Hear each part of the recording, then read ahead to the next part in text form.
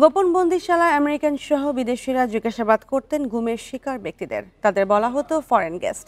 এমন তথ্যই উঠে এসেছে গুম কমিশনের প্রতিবেদনে। তবে এই বিদেশি ব্যক্তিরা সরাসরি নির্যাতনে অংশ নিতেন না বলেও উল্লেখ করা হয় প্রতিবেদনে।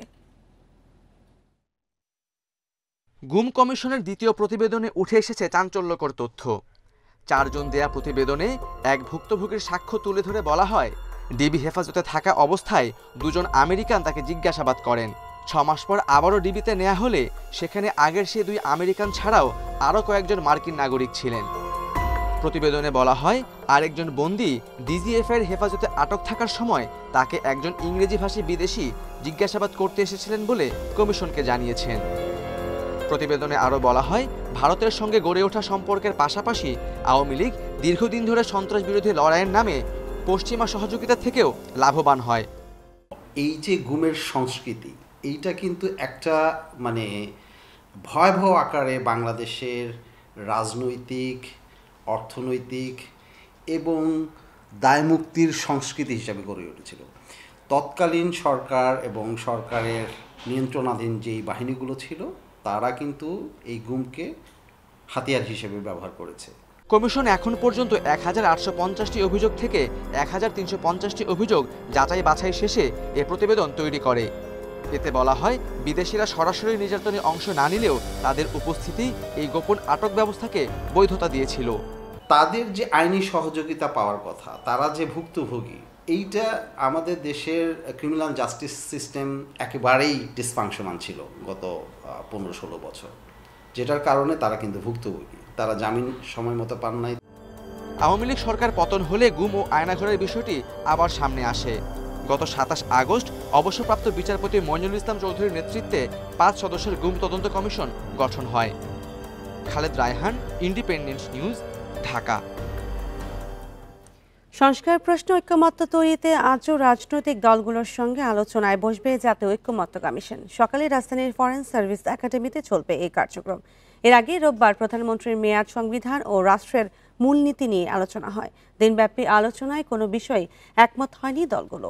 পরে কমিশনের সহ সভাপতি আলী রিয়াজ জানান, প্রধানমন্ত্রীর মেয়াদ নিয়ে বিএনপি সহ 3টি দল বাদে বাকিরা একমত।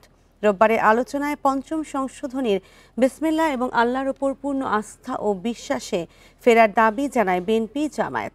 জাতীয় সনদ তৈরির জন্য 2 জুন দ্বিতীয় দফার আলোচনা শুরু করে ঐক্যমত্য কমিশন।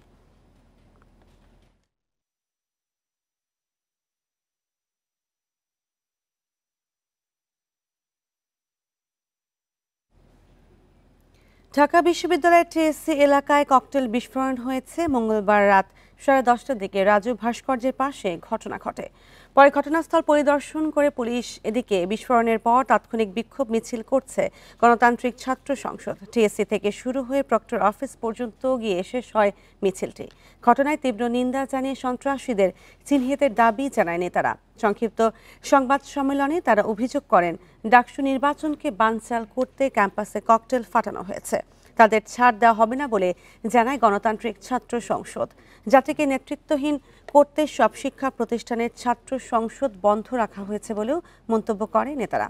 এর আগে সোমবার রাতে রাজধানীর বাংলা মোটরে এনসিপির কার্যালয়ের সামনে ককটেল বিস্ফোরণের ঘটনা ঘটে। এতে ঢাকা মহানগরের নেতা আসিফ উদ্দিন সম্রাট সহ 6 কর্মী আহত হয়।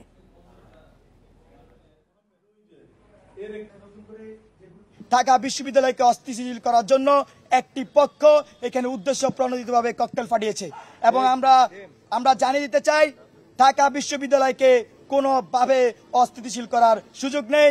আমরা সাধারণ শিক্ষার্থীদের সাথে নিয়ে এই ক্যাম্পাসকে যে কোনো মূল্যে আমরা নিরাপদ রাখবো। বন্ধু,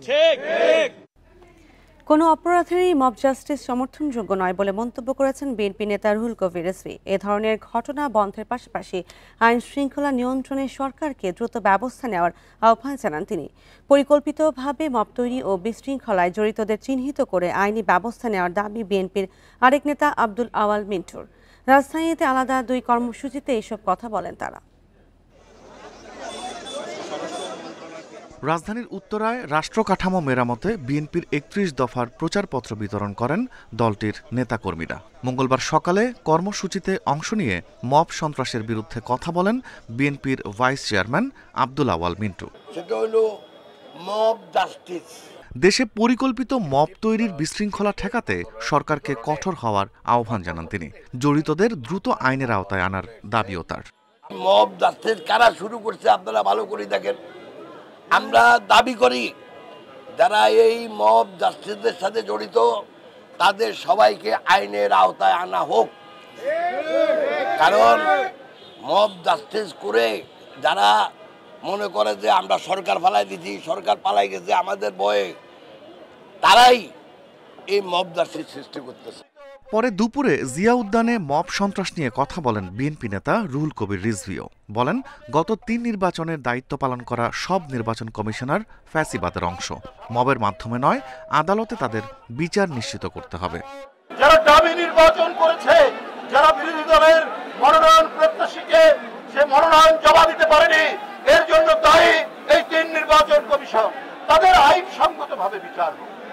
তাদের বিরুদ্ধে মামলা হয়েছে, সেই মামলা অনুযায়ী বিচার হোক। কিন্তু কারো হাতে আইন তুলে নেওয়ার কোনো অধিকার নেই। মব সন্ত্রাস বন্ধের পাশাপাশি আইনশৃঙ্খলা পরিস্থিতি দ্রুত নিয়ন্ত্রণে সরকারকে কঠোর হওয়ার তাগিদ দেন তিনি। সামাজিক সন্ত্রাসীদের হাতে বা সামাজিক কোনো ঘটনার কারণে মানুষ যাতে নিরাপত্তাহীন না থাকে সেই বিষয়টি আপনাদের দেখতে হবে। ব্রাহ্মণবাড়িয়ার নবগঠিত জেলা কমিটির সদস্যদের নিয়ে দলের প্রতিষ্ঠাতা জিয়াউর রহমানের সমাধিতে শ্রদ্ধা জানান রুহুল কবির রিজভী। Rifat Alam, Independent News, Dhaka. চট্টগ্রাম বন্দরে আলোচিত new mooring container terminal NCT নিজেরাই পরিচালনার উদ্যোগ নিয়েছে কর্তৃপক্ষ। এজন্য প্রয়োজনীয় অর্থ অনুমোদনের জন্য ব্যবস্থা নিতে মন্ত্রণালয়ে চিঠি দিয়েছে সংস্থাটি। তবে দীর্ঘ সময় পর টার্মিনাল পরিচালনায় বন্দর কতটা সক্ষমতার পরিচয় দিতে পারে সেটি নিয়ে চলছে নানামুখী আলোচনা। চট্টগ্রাম বন্দরের new mooring container terminal NCT পরিচালনায় বেসরকারি প্রতিষ্ঠান সাইফ পাওয়ারটেকের সঙ্গে চুক্তির মেয়াদ শেষ হচ্ছে 6 জুলাই। নতুন অপারেটর নিয়োগে কোনো সিদ্ধান্ত না আসায় টার্মিনালটি নিজেরাই পরিচালনার প্রস্তুতি নিয়েছে বন্দর কর্তৃপক্ষ। প্রাথমিকভাবে 6 মাস টার্মিনাল পরিচালনা করতে চায় বন্দর কর্তৃপক্ষ। এজন্য খরচ হবে প্রায় 42 কোটি টাকা। বন্দরে আমদানি রপ্তানি স্বাভাবিক রাখতে সরকারের সিদ্ধান্তের অপেক্ষায় আছে সংস্থাটি। 6 জুলাইয়ের পরে আমরা এটা মন্ত্রণালয়ের সিদ্ধান্তের অপেক্ষায় আছি। এই সিদ্ধান্ত অনুযায়ী আমরা ব্যবস্থা নেব। যদি চট্টগ্রাম বন্দর কর্তৃপক্ষকে সেটা চালাতে হয়, আমরা সব ধরনের প্রস্তুতিও নিয়ে রাখতেছি। 950 মিটার দীর্ঘ এনসিটি টার্মিনালে রয়েছে 5টি জেটি। গত বছর মোট কন্টেইনারের 44% হ্যান্ডলিং হয়েছে এই টার্মিনালে। বন্দরের ব্যবস্থাপনায় টার্মিনালটি চালু রাখার বিষয় নিয়ে আলোচনা চলছে ব্যবহারকারীদের মধ্যে। এনসিটি চট্টগ্রাম পোর্ট আমাদের সম্পদ। এনসিটি বিদেশি কোম্পানিকে কেন দিবে? এবং এনসিটি পরিচালনা করার সক্ষমতা চট্টগ্রাম বন্দর কর্তৃপক্ষ রাখে। পরিচালনা করতে পারলে আর্থিকভাবে দেশ লাভবান হবে। পুরনো কায়দায় যদি মার্চেন্ট শ্রমিক আসে অথবা বার্থ অপারেটররা যে নিয়মে শ্রমিক দিয়েছে সেইটা যদি থাকে, তাহলে আমরা কোনো ভালো কিছুই আশা করতে পারি না। এই সব থেকে আমরা বেরিয়ে আসতে না পারলে কে পরিচালনা করছে আসলে এটা খুব ম্যাটার করবে বলে আমি মনে করি না। 2 দশক আগে 700 কোটি টাকা ব্যয়ে এই টার্মিনালটি নির্মাণ করা হয়, যেখানে বন্দরের নিজস্ব অর্থায়নে প্রায় 3500 কোটি টাকার যন্ত্রপাতি সংযুক্ত করা হয়েছে। অনুপম শীল, ইন্ডিপেন্ডেন্ট নিউজ, চট্টগ্রাম।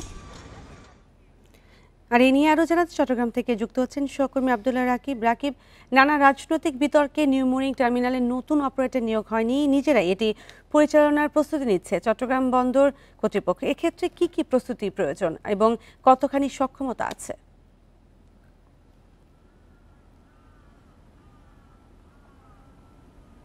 দীর্ঘ সময় আসলে যে কারণে বিদেশি অপারেটর বা অন্যান্য অপারেটর নিয়োগ হয়নি, কিন্তু 2007 সাল থেকে একটি অপারেটর চট্টগ্রাম বন্দরের এই সবচেয়ে বড় যে কন্টেইনার টার্মিনাল অর্থাৎ নিউ মুরিং কন্টেইনার টার্মিনাল, যেখানে একসাথে 5টি জেটি রয়েছে এবং সেই 5টি জেটি থেকে কন্টেইনার ওঠানামা, সরাসরি জাহাজ থেকে যে কন্টেইনার ওঠানামা, সে বিশেষায়িত আধুনিক ক্রেন এই টার্মিনালটিতে সংযুক্ত। বন্দরের যে সক্ষমতা, আমরা যদি বলি বন্দর আসলে এই টার্মিনালটি চালুর পর থেকে বন্দর আসলে এটি পরিচালনা করেনি এবং শুরু থেকে এটি বেসরকারি দেশীয় একটি প্রতিষ্ঠান পরিচালনা করে আসছেন এবং যেটির মেয়াদ, চুক্তির মেয়াদ 6 জুলাই শেষ হতে যাচ্ছে।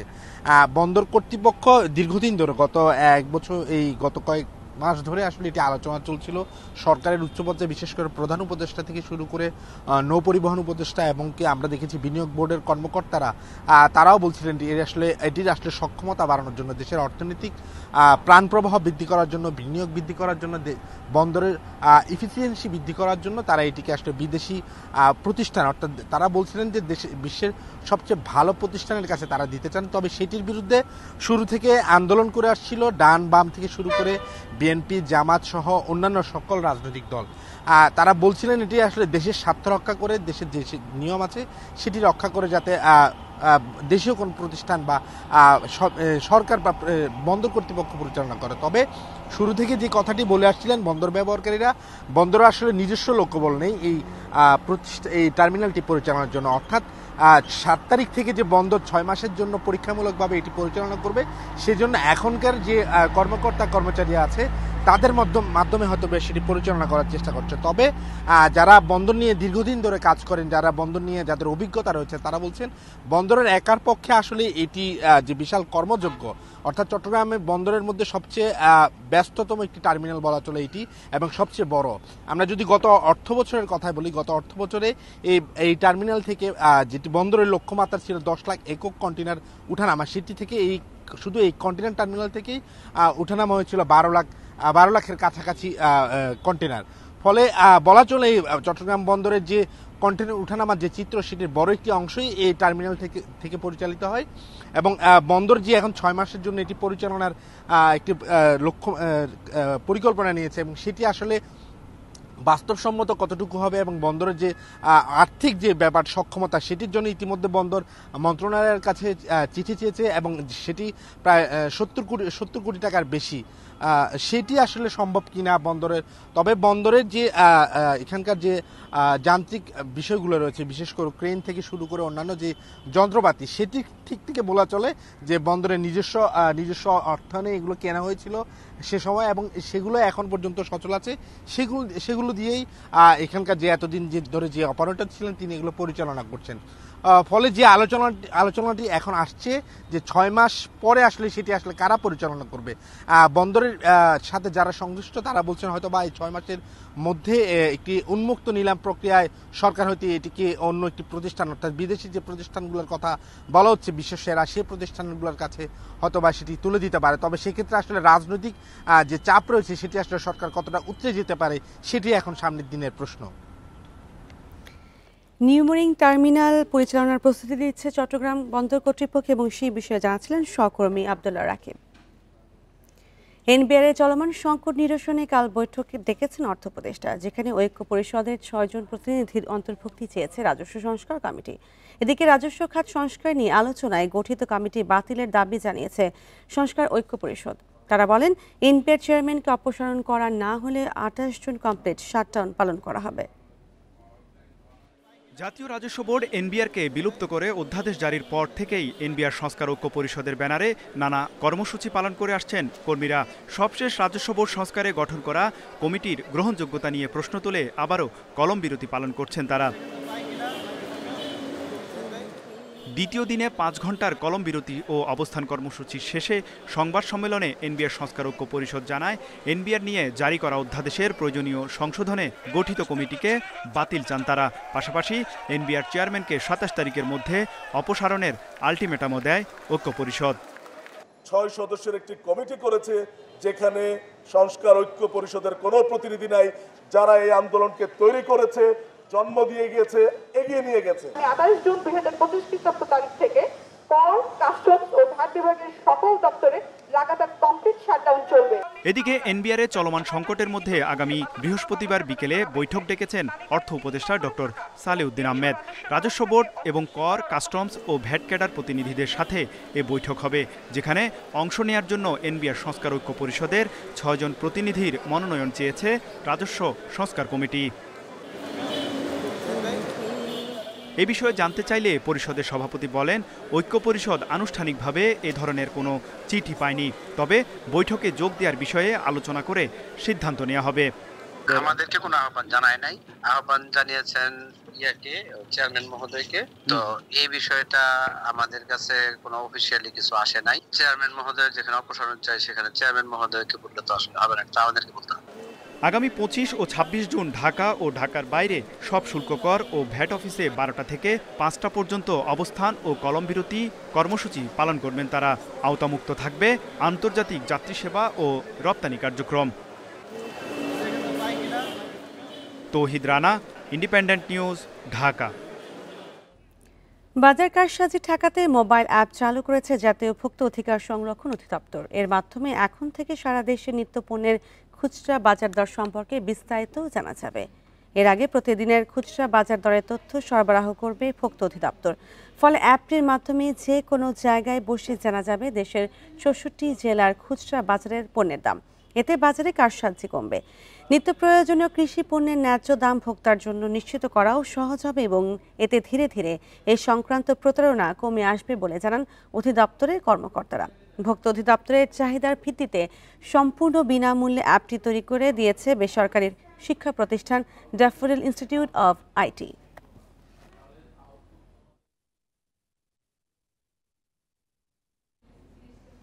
আনুষ্ঠানিকভাবে বাংলাদেশে চালু হয়েছে গুগলের ডিজিটাল পেমেন্ট সেবা গুগল পে। এতে করে ক্রেডিট কার্ডের বদলে সঙ্গের মোবাইল ফোনটি স্ক্যান করেই পেমেন্ট করতে পারবেন গ্রাহকেরা।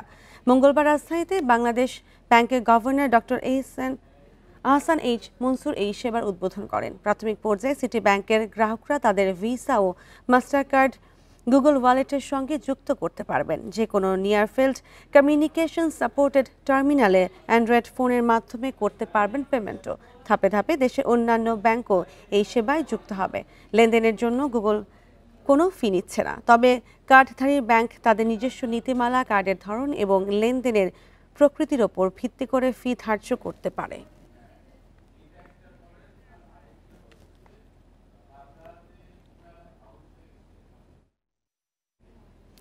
কুমিল্লার দাউদকান্দি পৌর এলাকায় ডেঙ্গু পরিস্থিতি ভয়াবহ আকার ধারণ করেছে। জেলায় আক্রান্ত 1,500 রোগীর বেশিরভাগই এই এলাকার বাসিন্দা। চলতি মাসে দাউদকান্দিতে শনাক্ত 5 জনের মৃত্যু হলেও স্থানীয়দের দাবি এর সংখ্যা আরও বেশি। সংক্রমণ ও মৃত্যু নিয়ে সঠিক তথ্য নেই স্বাস্থ্য বিভাগের কাছে। দাউদকান্দির পৌরসভার 5 ও 6 নম্বর ওয়ার্ডের প্রায় প্রতিটি ঘরে ডেঙ্গুর সংক্রমণ ছড়িয়েছে। উপজেলা প্রশাসনের পক্ষ থেকে ওয়ার্ড দুটিকে ডেঙ্গুর হটস্পট ঘোষণা করা হয়েছে। চলতি মাসের প্রথম 23 দিনে এই উপজেলাতেই শনাক্ত হয়েছে অন্তত 1,500 ডেঙ্গু রোগী। এদের বেশিরভাগই আবার পৌর এলাকার বাসিন্দা। ওয়ার্ড দুটির মধ্যে বেশি ঘনবসতিপূর্ণ দোনারচর, সবজিকান্দি, সাহাপাড়া, নাগেরকান্দি ও দাউদকান্দি বাজার এলাকা। এছাড়া অপরিচ্ছন্ন পরিবেশ এবং এডিস মশা নিয়ন্ত্রণের ব্যবস্থা না থাকায় সংক্রমণ বাড়ছে বলছেন চিকিৎসক। মশা বিস্তারের অনেক ক্ষেত্র ওখানে পরিলক্ষিত হয়েছে সরজমিনে আমার চোখে। এটাও আমি কারণ হিসাবে দেখতে যাচ্ছি। আরেকটা বিষয় হচ্ছে হয়তোবা ঢাকা থেকে আক্রান্ত হয়ে দাউদকান্দিতে বসবাসরত অবস্থায় ডেঙ্গু মশার মাধ্যমে এটা ছড়িয়ে গেছে। স্বাস্থ্য বিভাগের কাছে প্রকৃত তথ্য না থাকায় এসব এলাকায় নেওয়া হয় না তেমন প্রতিরোধ ব্যবস্থা। এতে সংক্রমণ ভয়াবহ হয়েছে অভিযোগ স্থানীয়দের। যখন নাকি আপনার 2-1 জন দাউদকান্দিতে মারা গিয়েছেন তখনই প্রশাসন এবং উপজেলা প্রশাসন বলেন, পৌর প্রশাসন বলেন, তাদের টনক নড়েছে। বর্তমানে যে মেয়র বা পৌরসভা কমিশনাররা না থাকার কারণে এগুলো পরিষ্কার পরিচ্ছন্নতা নাই। সিভিল সার্জন বলছেন আক্রান্তদের বেশিরভাগই বেসরকারি হাসপাতালে পরীক্ষা ও সেবা নেয় তথ্য পেতে দেরি হয়েছে। এটা তথ্যের ঘাটতি না, আমরা এখানে ফেসবুক পেজে শুধুমাত্র সরকারিটা দিয়ে থাকি, প্রাইভেটের ব্যাপারে এখানে কোনো কিছু নাই, সুতরাং এটা তথ্যের ঘাটতি বলা যাচ্ছে না। ডেঙ্গু পরিস্থিতি মোকাবেলায় উদ্যোগ নেওয়ার কথা জানিয়েছে জেলা প্রশাসন। ডেঙ্গুর বিষয়ে মানুষকে সচেতন হতে হবে। 1 নম্বর বিষয় হলো যেন ডেঙ্গু আক্রান্ত না হয়, এটা একটা দিক। আরেকটা দিক হলো আক্রান্ত হওয়ার পরে তড়িৎ কী ব্যবস্থা নিতে হবে। সিভিল সার্জন অফিসের হিসাবে 23 জুন পর্যন্ত জেলায় ডেঙ্গু আক্রান্ত 284 জন। তবে একই সময়ে দাউদকান্দিতে সেই সংখ্যা 1,500 বলে জানিয়েছেন উপজেলা স্বাস্থ্য কর্মকর্তা। Independent news. মাগুরা সদর উপজেলায় অস্ত্র, গুলি ও ইয়াবাসহ জেলা ছাত্রদলের সাবেক সাধারণ সম্পাদক আবু তাহের সবুজকে আটক করেছে যৌথ বাহিনী। বিকালে উপজেলার ভিটাশাই এলাকায় অভিযান চালিয়ে তাকে আটক করে আইনশৃঙ্খলা বাহিনী। মাগুরা আর্মি ক্যাম্পের কমান্ডার মেজর সাফিন আহমেদ জানান, সকালে সবুজ সেনাবাহিনীর বিরুদ্ধে সংঘবদ্ধ হওয়ার চেষ্টা করেছে এমন সংবাদের ভিত্তিতে অভিযান চালায় যৌথ বাহিনী। এমন সময় তাকে ভাইনা মোড় থেকে আটক করা হয়। পরে সবুজের দেয়া তথ্যের ভিত্তিতে তার বাড়ি থেকে একটি দেশীয় পিস্তল, 1 রাউন্ড গুলি, 15 পিস ইয়াবা ট্যাবলেট ও একটি চাপাতি উদ্ধার করা হয়।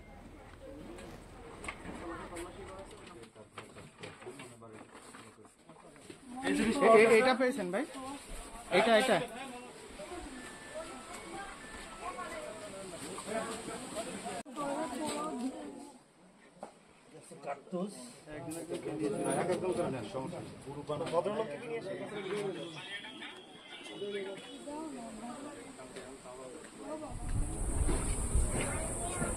যে একটা চাপাতি, 15 পিস ইয়াবা, একটা কার্তুজ আর একটা 1 শুটার গান, এগুলা উদ্ধার হয়েছে আর কি। এর আগে তার বিরুদ্ধে অনেকগুলো অভিযোগ আমাদের কাছে ছিল, প্রায় 13-14টা। বিভিন্ন সময় লিখিত অভিযোগ আমরা পেয়েছিলাম যে সে নানা রকম নাশকতামূলক কার্যক্রম, জমি দখল থেকে শুরু এরকম অনেক ধরনের কার্যক্রম সে করে আসছে। জয়পুরহাটে আলুর বাম্পার ফলনের পর দরপতনে বিপাকে পড়েছেন কৃষক ও ব্যবসায়ীরা। হিমাগারে সংরক্ষণের সুযোগ না পাওয়ায় কৃষকের ঘরেই নষ্ট হচ্ছে আলু। এই অবস্থায় উৎপাদন খরচ ও ঋণের টাকা পরিশোধ নিয়ে উৎকণ্ঠায় রয়েছেন তারা। গত বছর আলুর ভালো দাম পেয়ে এবার আরও বেশি জমিতে আলু চাষ করেন জয়পুরহাট সদর উপজেলার বর্গা চাষি এন্তাজউদ্দিন। জমির মালিককে দেওয়ার পর ভাগে পান 165 মন আলু। চাষাবাদ খরচ বাবদ 65 মন বিক্রির পর বাকি আলু হিমাগারে রাখতে না পেরে সংরক্ষণ করেন বাড়িতেই। এখন পচে নষ্ট হচ্ছে সেসব আলু। বাসায় রাখে এই আলু আর বেচতে পারিনি, এই আলু সম্পূর্ণ পচে শেষ হয়ে গেল।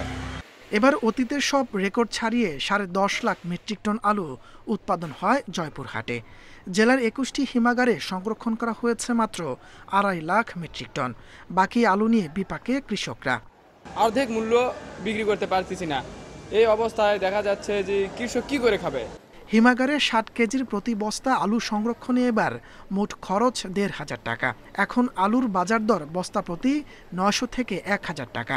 হিমাগারে প্রতি বস্তায় লোকসান গুনতে হচ্ছে 500 থেকে 600 টাকা। এই বাজারে আলু তো 600 টাকা বস্তা, 650 টাকা লস গুনতে হচ্ছে।